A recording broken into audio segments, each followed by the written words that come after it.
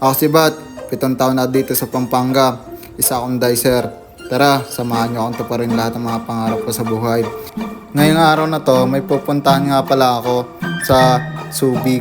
Mag-store visit nga pala ako, kaya nakaligo at nagbihis na rin pala ako. Pagkatapos ko mag-store visit nun, uuwi na rin ako. At kumain na nga pala ako. Ang ulam ko nga pala dito ay century tuna. Yun lang kasi yung available dito sa bahay. Kausap ko nga pala dito si Juby na ipagkwentuhan nga pala sa akin. At pagkatapos kumain, magtututbrush na nga pala ako.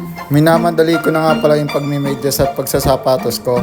Malapit na kasi mag alas 8. May oras kasi yung biyahe doon sa Dao. Kaya minamadali ko na talaga. Ang sasakyan ko nga pala, UB. At ito na nga, tapos na nga pala ako magbihis. Tapos na nga pala akong kumain. At yun, outfit check muna tayo. Lalabas na nga pala ako at mag-aabang na nga pala ako ng jeep. Pagkatapos, nakasakay na nga pala ako ng jeep. At ito na nga pala yung Astro. Tapos, ito na nga pala yung terminal ng Dao. Dito nga pala sumasakay lahat ng mga taga-probinsya ng papuntang Tarlac, Nueva Ecija, Pampanga, at iba pa. At naglalakad na nga pala ako, pupunta nga na nga pala ako sa UB, dun sa sakayan. At nakasakay na nga pala ako. Tapos, nandito na nga pala ako sa Harbor Point. At magtatrabaho muna ako. Yan. Tamang bilang-bilang muna tayo mga bat. At ito nga pala yung store na dinodutihan ko dito sa Harbor Point. Store visit nga pala. Tapos, ang dami ko na nga pala itong ginagawa. Nag-inventory nga pala ako at naglilinis na rin ako ng mga item dito.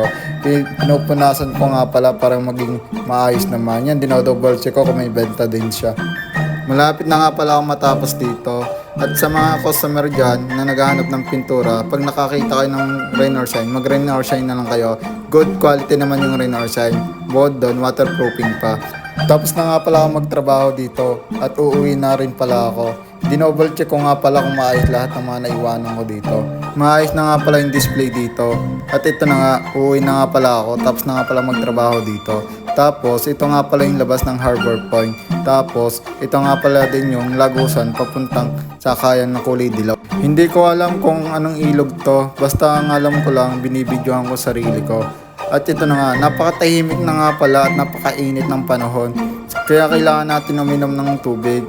8 baso sa isang araw. Hanggang dito na lang mga bat. Paki-comment na lang kung tiga saan kayo para malaman ko kung saan nakarating tong video ito. Bye bye, ingat lagi kayo.